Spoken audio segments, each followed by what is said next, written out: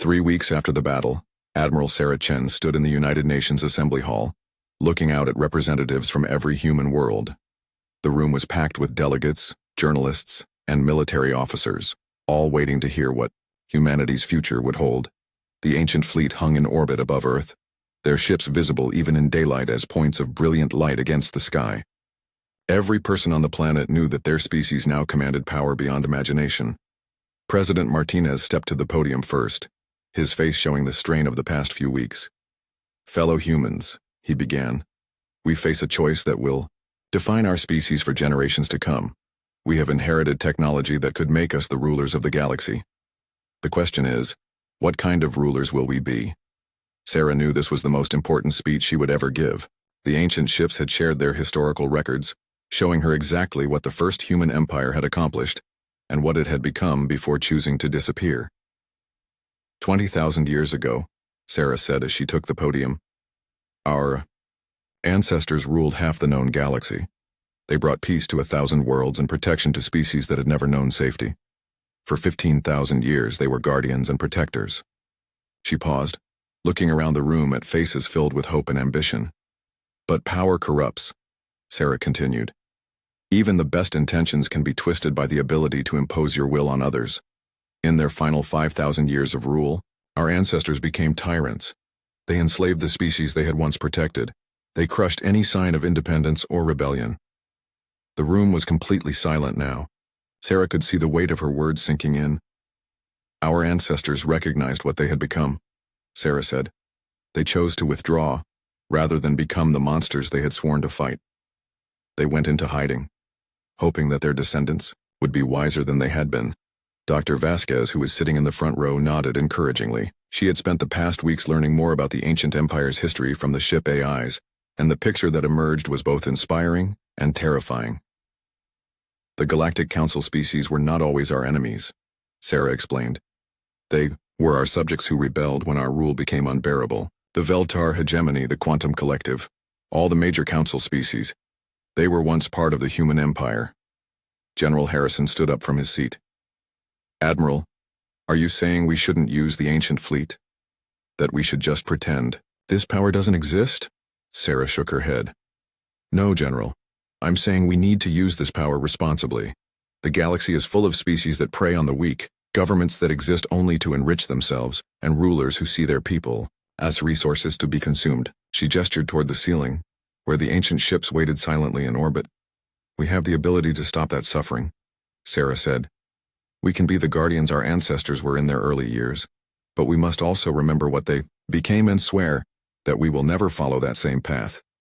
Over the following days, debates raged in every human government. Some leaders called for immediate expansion, arguing that humanity should reclaim its ancient empire while they had the chance. Others wanted to hide the ancient fleet and pretend it didn't exist, fearing the corruption that such power might bring. Sarah found herself caught between these extremes, trying to find a path that honored both humanity's potential and its limitations. The answer came from an unexpected source. While reviewing the ancient ship's records, Dr. Vasquez discovered something the AIs had not mentioned before, a set of protocols built into the fleet itself. They're called the Guardian Protocols, Elena explained to Sarah during one of their late-night planning sessions. The ancient humans programmed limitations into their own fleet. The ships will not attack civilian targets. They cannot be used for conquest or territorial expansion. They can only act to protect the innocent and maintain peace. Sarah studied the data Elena had uncovered. You're saying our ancestors built safeguards into the fleet to prevent it from being misused? More than that, Elena replied. The ships will only respond to orders that fit within the Guardian protocols. If we tried to use them to build an empire or attack innocent people, they would simply shut down. Sarah felt a weight lifting from her shoulders. Their ancestors had learned from their mistakes and built those lessons into the very technology they left behind. 2 months after the battle, Sarah stood on the bridge of the Eternal Dawn, watching as human and alien diplomats gathered for the signing of the new Galactic Accord. The ceremony was taking place in neutral space with representatives from 47 different species in attendance. The agreement was simple in its scope, but revolutionary in its implications. Humanity would serve as the galaxy's peacekeeping force, using the ancient fleet to protect weaker species from aggression and to intervene in conflicts that threatened galactic stability. In return, all signatory species would agree to certain basic principles. No slavery, no genocide, no wars of conquest. Ambassador Zixthon was among the signatories, his once proud bearing now subdued and respectful. The Veltar hegemony had been among the first to accept the new order, their historical memory of humanity's ancient empire, making them quick to recognize the futility of resistance. Admiral Chen, Zixthon said as he approached Sarah after the ceremony, I owe you an apology. When we first met, I saw humans as primitives to be controlled. I did not realize we were speaking to the children of our former masters. Sarah studied the alien's four-armed form, noting the genuine regret in his glowing blue eyes. We are not your masters, Ambassador. We are your protectors. There's a difference. Indeed there is, Zixthon agreed. I hope your species proves wiser than ours would be with such power. As the diplomatic ships departed, Sarah remained on the bridge of the ancient flagship. The Eternal Dawn's AI had been unusually quiet during the ceremony, and Sarah sensed it had something important to say. What are you thinking? She asked the swirling pillar of light. I am thinking that perhaps our builders were wiser than even they knew, the AI replied. They created us not just to be weapons but to be teachers, to help their descendants avoid the mistakes they made. Sarah nodded. And if we start to repeat those mistakes? Then we will remind you of this day, the AI said simply. We will remind you of the choice you made to be guardians rather than rulers. That is our true purpose, not to make you powerful, but to help you remain worthy of power. Over the following years, the new Galactic Accord proved its worth. The ancient human fleet intervened in dozens of conflicts, always on the side of peace and justice. Pirates found their bases destroyed by ships that appeared from nowhere. Dictators discovered that oppressing their people brought swift and overwhelming retaliation. Wars of conquest ended almost before they began, when one side or the other received a visit from humanity's guardians. But perhaps most importantly, the ancient fleet spent much of its time on humanitarian missions. Ships that could manipulate matter at the atomic level proved excellent at terraforming dead worlds for refugee populations. Vessels that existed partially outside normal space-time could deliver medical supplies and food to besieged planets regardless of military blockades. Sarah, now bearing the title of Guardian Admiral, divided her time between commanding the fleet and training the next generation of human officers. The ancient ships required human crews, but they also educated those crews about the responsibilities that came with their power. Dr. Vasquez had established the Archive, a research institution dedicated to studying the records left by the ancient human empire. Her work ensured that the lessons of the past would not be forgotten, that each new generation would understand both the potential and the dangers of the power they inherited. On the 5th anniversary of the battle that had changed everything, Sarah stood once again in the UN Assembly Hall, but this time, the audience included not just humans but representatives from dozens of alien species. 5 years ago, humanity faced extinction at the hands of those who saw us as a threat, Sarah said. Today, those same species work alongside us to build a galaxy where the strong protect the weak instead of preying upon them. She paused to look out at the mixed crowd of humans and aliens, all united in their commitment to the principles of the new Galactic Accord. We have learned that power without wisdom is tyranny, Sarah continued. But we have also learned that wisdom without power is helplessness. Our ancestors gave us both the tools and the knowledge to use them responsibly. It is our duty to ensure that future generations receive the same gift. In orbit above Earth, the ancient ships maintained their silent vigil. They would be there as long as humanity remained worthy of them, as long as humans chose to be guardians rather than conquerors. The galaxy had found new protectors, and for the first time in 50,000 years, the innocent could sleep safely among the stars. Sarah Chen had started as a simple admiral trying to protect her people from extinction. She had become something far more important, the guardian of humanity's soul, ensuring that power served justice rather than ambition. The ancient fleet waited patiently in the void, ready to defend the weak and humble the proud. Empress Vexithara sat on her crystal throne, her forearms resting on the armrests as she stared at the holographic report floating in front of her. Her silver skin gleamed under the lights of the massive throne room, and her 6 eyes narrowed as she read the impossible numbers again and again. 200 supercarriers, she said, her voice echoing through the vast chamber. You expect me to believe that this primitive species has 200 supercarriers? General Korath, her chief military advisor, bowed his head. His own silver skin was marked with the scars of 100 battles, and in his 3,000 years of life he had never seen the Empress this angry.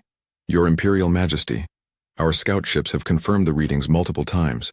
The energy signatures are consistent with heavy military vessels, each approximately 1.5 to 2 kilometers in length. The total count is indeed 200 vessels. Vexithara stood up from her throne, her tall figure casting shadows across the polished floor. At 4 meters tall, she was impressive even by Zephyrian standards. Her anger made the air in the room feel electric. Impossible, she shouted, and every advisor in the room took a step back. For 3,000 years, the Zephyrian Empire has ruled this section of the galaxy. We have crushed 67 species and absorbed their worlds into our domain. Never, not once, has any species dared to field more than 12 capital ships. She began to pace, her heavy footsteps echoing through the throne room. Behind her, a massive window showed the view outside her flagship, the Eternal Glory. 49 other Zephyrian dreadnoughts floated in perfect formation, each one a symbol of her power and authority. Your Majesty, said Admiral Thekvar, stepping forward carefully. Perhaps the humans do not understand proper military doctrine. Young species often make mistakes in resource allocation. Vexithara spun around, her 6 eyes blazing. Mistakes? You call building 200 supercarriers a mistake? Admiral, do you have any idea how much metal, energy, and industrial capacity that represents? She walked to a control panel and activated a display showing the economic data from conquered worlds. When we absorbed the Calarian Republic, their entire industrial base could support 8 heavy cruisers. The Mantid Collective, with all their hive worlds, managed 12 dreadnoughts. The peaceful Etherian Union had 6 defensive platforms for their entire species. General Korath cleared his throat. Your Majesty, our intelligence division has been studying the human territories. They appear to control multiple star systems with significant mining operations and industrial facilities. Even so, Vexithara said, the resource requirements for 200 supercarriers should have crippled their economy. They should be a starving, desperate species barely able to maintain their fleet. Yet our scouts report thriving colonies and active trade routes. She walked back to her throne but didn't sit down. Instead, she leaned against it, her mind working through the implications. How old did you say this species was? Based on their technology signatures and radio emissions, we estimate they achieved spaceflight approximately 400 of their years ago. They have been expanding into nearby systems for less than 2 centuries.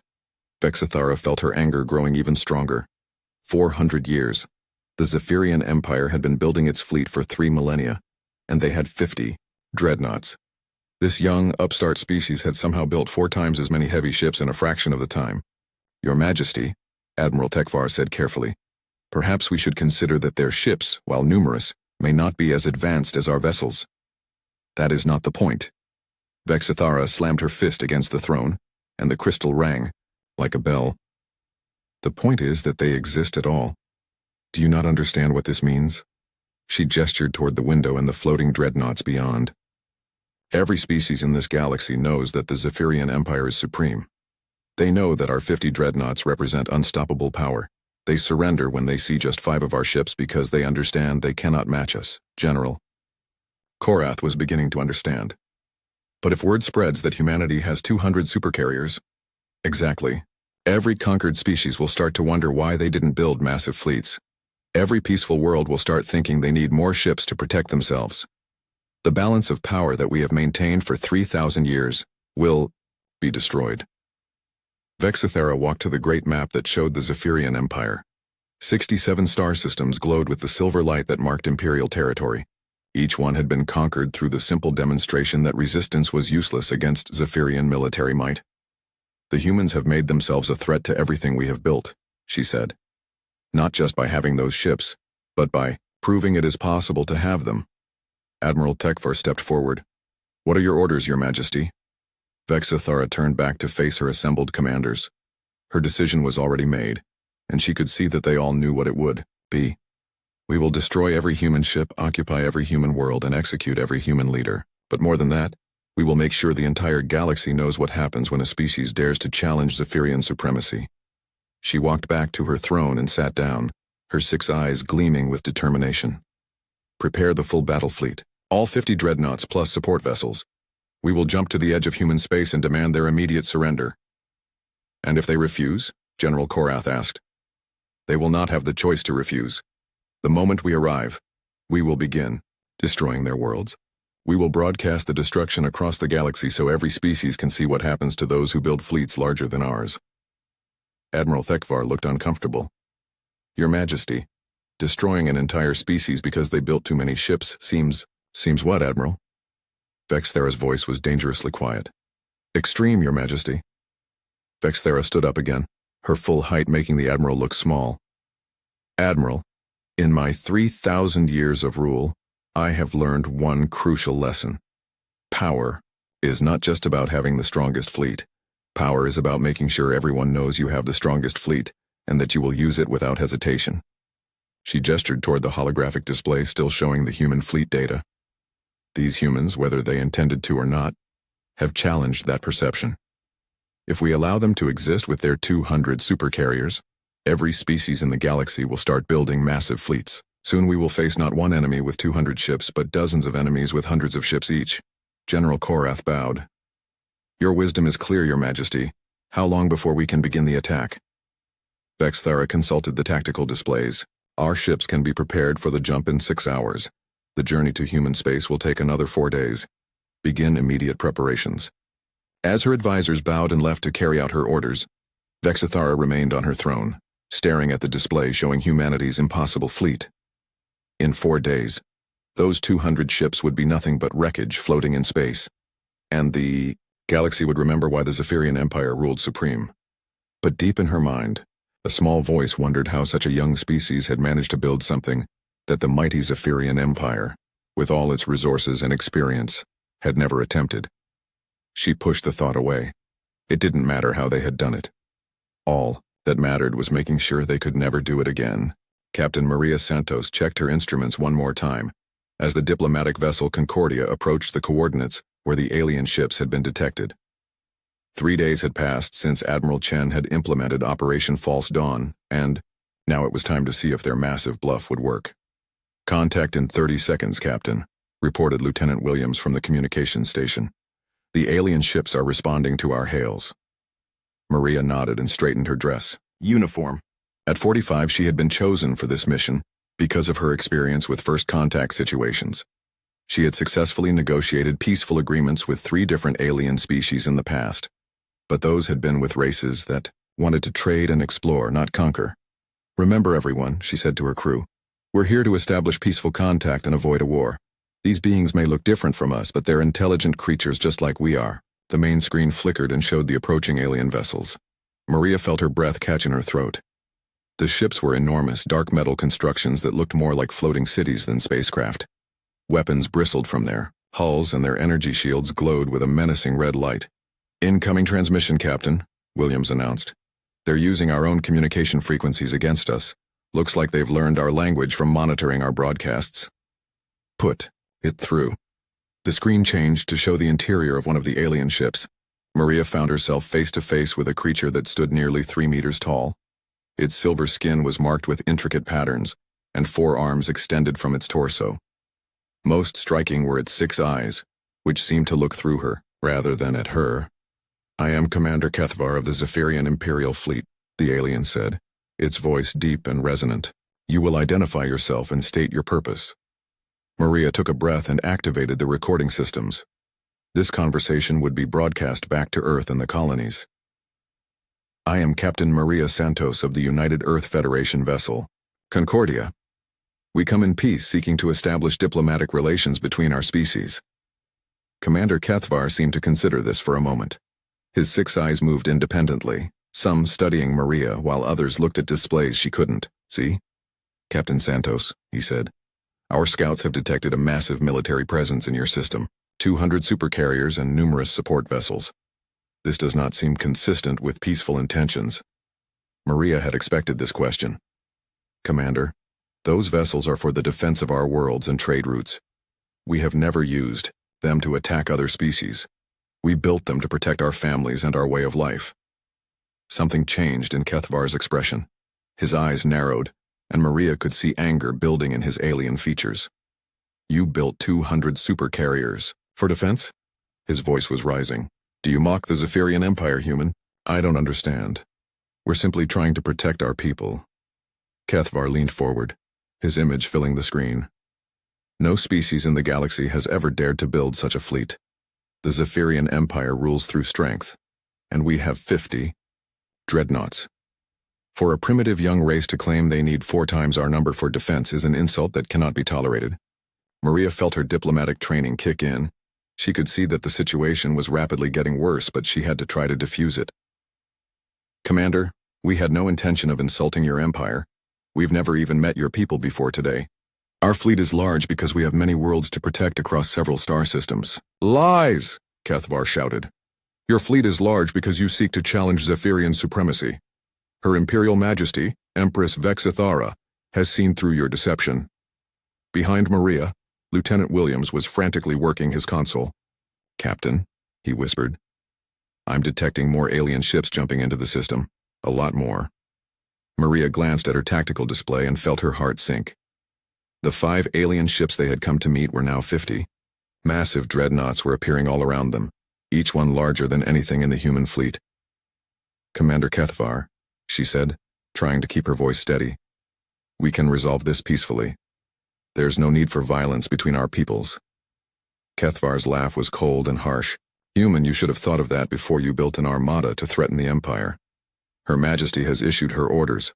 The human species will be an example to the galaxy of what happens when inferior races grow too bold. On the tactical display, Maria could see the alien weapons powering up. Energy readings were climbing rapidly across all 50 enemy ships. Commander, please, she said desperately. We can negotiate. We can reduce our fleet if that would ease tensions between our peoples. The time for negotiation has passed, Kethvar replied. Your people chose to build supercarriers instead of seeking permission from the Empire. Now you will face the consequences. The screen went dark as the alien cut the communication link. Immediately, alarms began sounding throughout the Concordia. Captain, Lieutenant Williams called out. They're targeting us with weapons. All alien ships are powering up their main guns. Maria realized that her diplomatic mission had failed completely. Worse than that, it had triggered exactly the kind of massive military response that Admiral Chen had hoped to avoid. Signal our escort ships, she ordered. All vessels evasive maneuvers. Try to get out of weapons range. The Concordia was not built for combat. It was a diplomatic vessel with light shields and no weapons. The 3 escort frigates that had accompanied them were small, fast ships designed to protect against pirates and raiders, not alien dreadnoughts. Captain, called out Ensign Taylor from the sensor station, the lead alien ship is firing. Through the main window, Maria could see a brilliant beam of red energy lance across space toward them. It struck the frigate defender, and the small human ship simply disappeared in a ball of fire and debris. Return fire, Maria ordered, even though she knew it was useless. The remaining frigates, Guardian and Protector, launched their missiles at the alien fleet. The small weapons struck the alien shields and exploded harmlessly, not even dimming the red glow that surrounded the enemy ships. More beams lashed out from the alien dreadnoughts. The Guardian lasted 3 seconds longer than its sister ship, before being vaporized. The Protector managed to launch one more missile salvo before it too was destroyed. Captain, we're being targeted, Williams shouted. Maria could see the red glow building around the weapons of the nearest alien ship. She had maybe 10 seconds before the Concordia joined her escort ships as space debris. All hands abandon ship, she ordered. Get to the escape pods now. But even as she gave the order, she knew most of her crew wouldn't make it. The alien weapons were too powerful and too fast. In the end, only one escape pod managed to launch before the alien beam struck the Concordia. Lieutenant Jake Morrison, the youngest member of her crew, ejected in his fighter just as the diplomatic vessel exploded around him. From his damaged fighter, Jake watched the alien fleet form up and begin moving deeper into the solar system.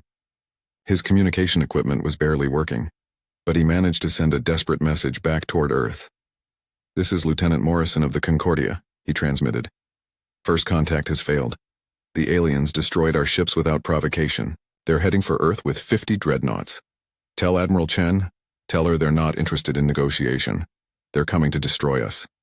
As his fighter drifted through space with failing life support, Jake Morrison realized that Humanity's bluff had not only failed to prevent war, it had caused exactly the kind of massive enemy response they had feared most. The Zephyrian Empire was coming, and they were coming with everything they had. Admiral Sarah Chen stood before the emergency session of the Colonial Defense Council, her hands clasped behind her back as she faced the most powerful leaders in human space. The holographic images of presidents, prime ministers, and colony governors filled the conference room on Luna Station. All of them were staring at her with expressions of fear, anger, and desperate hope. "Admiral Chen," said President Walsh from Earth, "Lieutenant Morrison's report indicates that 50 alien dreadnoughts are heading directly for our solar system. Please tell us that our 200 supercarriers are ready to defend us." Sarah felt the weight of what she had to say crushing down on her shoulders. For 3 days, she had maintained the fiction that humanity possessed a massive military fleet capable of defending against any threat. Now, with alien warships only hours away, she had to tell the truth. "Ladies and gentlemen," she began, "I need to be completely honest with you about our defensive capabilities." Prime Minister Chen of Mars Colony leaned forward in his chair. "What do you mean, Admiral?" Sarah activated a holographic display that showed the current positions of humanity's fleet. 200 large vessels were spread throughout the solar system, arranged in defensive formations that looked impressive on the tactical screens. "What I'm about to tell you cannot leave this room," she said. "The 200 supercarriers that alien scouts detected, they're not actually supercarriers." The room erupted in voices as leaders began shouting questions and accusations. President Walsh held up his hand for silence. "Explain, Admiral." Sarah took a deep breath. 3 days ago, when we first detected alien scouts at the edge of our system, I made a decision. We took our 200 largest civilian vessels, colony ships, cargo haulers, mining transports, and industrial platforms, and we modified them to look like military vessels on long-range sensors. Governor Martinez of the Belt Colonies stood up from her chair. "You're telling us that our entire defense fleet is made up of fake warships?" "Not fake," Sarah corrected. "Modified. We've installed fighter bays, mounted defensive weapons, and boosted their energy signatures. From a distance, they look like supercarriers. Up close, they're converted civilian ships with volunteer crews." The silence that followed was deafening. Sarah could see the realization dawning on every face in the room. They weren't facing an alien invasion with a powerful military fleet. They were facing it with cargo ships and mining vessels pretending to be warships. "Admiral," President Walsh said quietly, "how many actual military vessels do we have?" 43 ships, Sarah replied. 12 heavy cruisers, 18 destroyers, and 13 frigates, against 50 alien dreadnoughts, each of which outguns our largest ship by a factor of 10. President Walsh buried his face in his hands. "So we're defenseless?" "No, sir. We're not defenseless. We're just not as strong as we pretended to be." Sarah activated another display, this one showing the alien fleet's approach vector and estimated arrival time. "The enemy will reach the outer system in 6 hours. Based on their previous behavior, they'll demand our immediate surrender and begin attacking our worlds when we refuse." "When we refuse?" Governor Martinez asked. "Admiral, shouldn't we consider surrendering? If we can't actually fight these ships?" "Ma'am, based on what happened to other species the aliens have encountered, surrender means the complete destruction of our civilization. They don't just conquer worlds, they eliminate entire species as examples to others." Sarah changed the display to show intelligence reports from the colonies the aliens had already destroyed. The Kepler 442 colony tried to surrender. The aliens bombed their cities anyway. The Gliesa 581 research station offered complete cooperation. The aliens executed every scientist and destroyed their facilities. Admiral Rodriguez appeared in the holographic conference from Mars. "Sarah, what exactly are you proposing? If our fake fleet can't actually fight, how do we defend ourselves?" Sarah had been thinking about this question for hours. The answer she had come up with was insane, but it might be their only chance. "We don't fight them the way they expect us to fight," she said. "We use the fact that they think we have 200 supercarriers against them." "I don't understand," said President Walsh. Sarah activated a new tactical display showing her proposed battle plan. "The aliens expect to face a traditional fleet engagement. Large ships in formation exchanging heavy weapons fire until one side is destroyed. That's how they've always fought, and it's how they've always won." She highlighted the positions of the converted civilian ships. "But what if we don't fight that way? What if we use all 200 ships in ways they've never seen before?" Admiral Kim's image appeared in the conference. "Admiral Chen, Those civilian ships can't survive even one hit from an alien dreadnought. They don't have to, Sarah replied. They just have to confuse the enemy long enough for us to accomplish our real objective. She changed the display to show swarm tactics, hit-and-run attacks, and coordinated strikes from multiple directions simultaneously. We'll attack them with all 200 ships at once, but not in formation. We'll spread out across the entire system and attack from every direction. Small groups of ships will strike and run, making it impossible for them to focus their fire.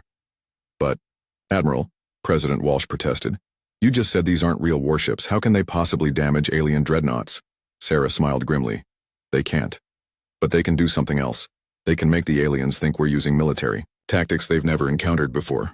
She activated a recording of the communication with Commander Kethvar that Captain Santos had transmitted before her ship was destroyed. Listen to what their commander said. He was angry that we had built so many ships. He called it impossible. He said no species had ever dared to field such a large fleet. The room watched the alien commander's furious reaction to humanity's supposed supercarrier fleet. Don't you see? Sarah continued. They're not just angry about our numbers. They're confused by them. Their entire military doctrine is based on the idea that large fleets are impossible to maintain. When they see us using 200 ships, in ways they've never imagined, they won't know how to respond. Governor Martinez looked skeptical. Admiral, you're asking us to bet the survival of our species on the hope that we can confuse the enemy? Ma'am, I'm asking you to bet on the thing that has always made humanity special. We don't fight the way others expect us to fight. We adapt, we improvise, and we find solutions that nobody else would even consider.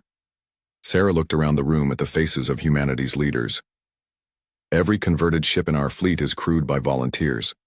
Miners, cargo haulers, colonists, engineers, ordinary people who decided they'd rather fight in a fake warship than watch their families be destroyed by aliens.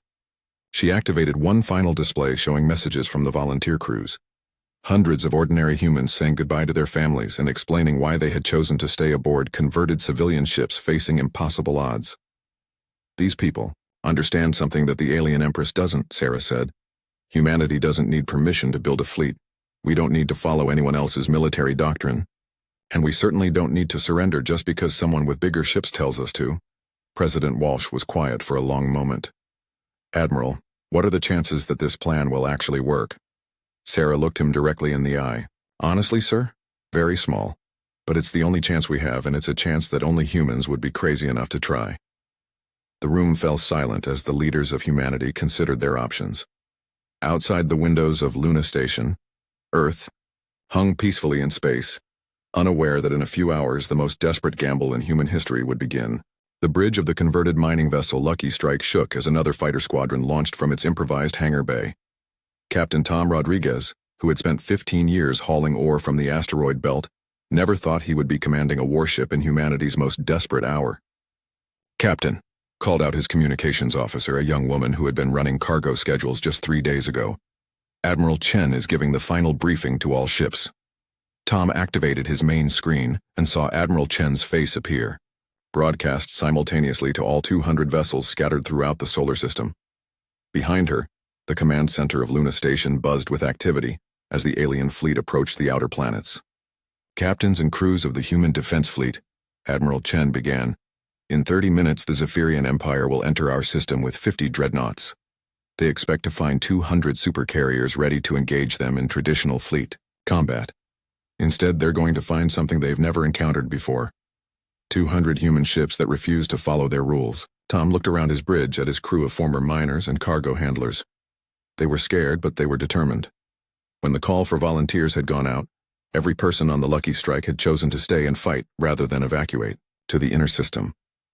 Remember, Admiral Chen continued, we are not trying to destroy their fleet in direct combat.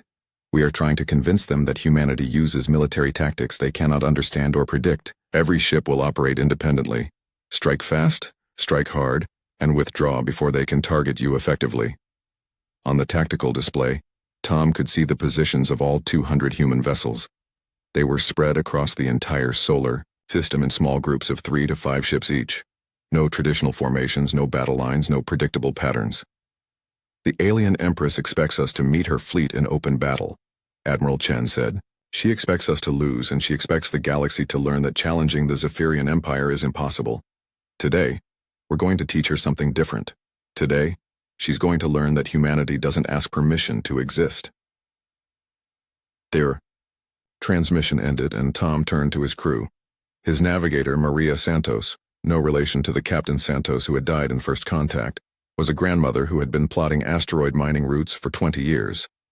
His weapons officer, Jake Chen, was a 19-year-old kid who had learned to operate military systems in 3 days of intensive training. Well, folks, Tom said, we always knew mining asteroids was dangerous work. Today we're just mining bigger asteroids that happen to shoot back. His crew laughed nervously, but Tom could see the determination in their eyes. These weren't professional soldiers, but they were humans, and humans had never been very good at giving up. Contact, called out Ensign Williams from the sensor station. Alien fleet dropping out of hyperspace at the edge of the system. Tom's main screen switched to show the approaching enemy. 50 massive dreadnoughts appeared in perfect formation, their hulls bristling with weapons and their shields glowing red with power. Each ship was larger than anything humanity had ever built, and together they represented enough firepower to sterilize entire worlds. They're broadcasting on all frequencies, reported the communications officer. It's the alien, Empress herself. Empress Vexithara's image appeared on screens throughout the human fleet. Her 6 eyes burned with anger as she spoke, her 4 arms gesturing dramatically. Humans, she declared. I am Empress Vexithara of the Zephyrian Empire. For 3,000 years, no species has dared to challenge our military supremacy. Your 200 supercarriers represent an intolerable threat to the order we have maintained across the galaxy. Tom could see his crew tensing as they listened to the alien ruler's ultimatum. You will immediately power down your weapons, drop your shields, and prepare to be boarded. Any resistance will result in the complete destruction of your species. You have 5 minutes to comply. The transmission cut off, leaving the human fleet in tense silence. Tom knew that Admiral Chen would not be surrendering, and neither would any of the 200 converted ships spread across the system. Captain, Maria called out from navigation. I'm getting movement orders from Fleet Command. We're to proceed to attack Vector 7 and engage Alien Formation Delta. Tom looked at the tactical display and felt his stomach clench. Attack Vector 7 would take them directly into the teeth of the alien formation. The Lucky Strike and 4 other converted ships were going to attack 10 alien dreadnoughts. You heard her, he told his crew. Let's go show these aliens how humans mine asteroids. The Lucky Strike and her sister ships accelerated toward the enemy formation. Around the solar system, 195 other human vessels began their own attack runs. No 2 groups were approaching from the same angle or using the same tactics. Alien ships are responding, reported Williams. They're splitting up, Captain. They don't know which group to engage first. Tom could see it on his display. The perfectly organized alien fleet was breaking apart as they tried to respond to 200 simultaneous attacks coming from every direction. Their formation, which had been designed for traditional fleet combat, was useless against this chaotic swarm of smaller vessels. Entering weapons range, called out Jake Chen from the weapons station. All ships, open fire, came Admiral Chen's voice over the communication system. The Lucky Strike launched every missile it carried and fired its hastily installed laser cannons at the nearest alien dreadnought.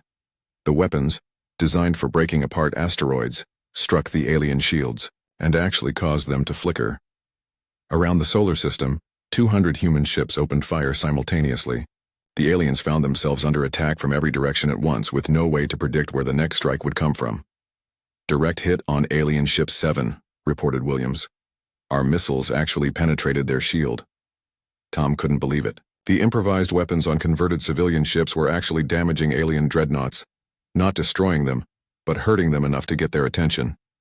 All ships, withdraw and regroup, Admiral Chen ordered. Execute Pattern Gamma. The human ships scattered in all directions, disappearing behind planets, moons, and asteroid fields before the aliens could target them effectively. The Zephyrian fleet found themselves shooting at empty space as their targets vanished. On the bridge of the Eternal Glory, Empress Vexithara stared at her tactical displays in complete confusion. Her fleet had just been attacked by 200 ships simultaneously, but not in any pattern she had ever seen. The humans had struck from every angle, damaged several of her dreadnoughts, and then disappeared before her ships could return fire effectively. Admiral Thekvar, she called to her military commander, what just happened? Your Majesty, I'm not certain. Their attack pattern doesn't match any known military doctrine. They struck simultaneously but without coordination, and they withdrew before we could engage them properly. Vexthara's 6 eyes narrowed as she studied the tactical data. Are they retreating? No, Your Majesty. They're regrouping. Sensors show them taking new positions throughout the system. Before Vexthara could respond, the human ships attacked again. This time they came in waves, with small groups striking and withdrawing while other groups moved into position. The aliens found themselves constantly under attack but never able to engage more than a few human ships at a time. This is impossible, Vexthara shouted. No fleet can coordinate this many independent attacks. Your Majesty, General Korath reported from his station. We've damaged 17 human vessels, but they keep coming. Their tactics make no sense, but they're working. For the next 3 hours, the battle continued. The human ships struck from asteroids, from behind planets, from the shadows of moons. They used ramming attacks, suicide runs, and coordinated strikes that seemed to come from nowhere. Several converted ships were destroyed, but the survivors kept fighting with increasing desperation and creativity. The aliens, trained for traditional fleet combat, found themselves completely unable to adapt to humanity's chaotic tactics. They had more powerful ships and superior technology, but they couldn't hit targets that refused to fight in predictable patterns. Finally, as the converted cargo hauler New Horizons rammed directly into the bridge of an alien dreadnought, Empress Vexthara made a decision that would echo throughout the galaxy. Admiral, signal the fleet. We are withdrawing. Your Majesty. Admiral Tekvar looked stunned. These humans. Vexthara paused, trying to find words for what she had witnessed. They fight like no species we have ever encountered. Their tactics are beyond our understanding. They're willing to sacrifice individual ships for objectives that make no strategic sense, yet somehow their strategy is working. She looked at the tactical display showing the continuing chaos of battle. Human ships were still attacking, still finding new ways to confuse and frustrate her forces. Your Majesty, surely we can adapt to their tactics given time. Vexthara turned her 6 eyes on her admiral. Can we? Admiral, they have just fought my entire fleet to a standstill using converted civilian vessels. What happens when they decide to build actual military ships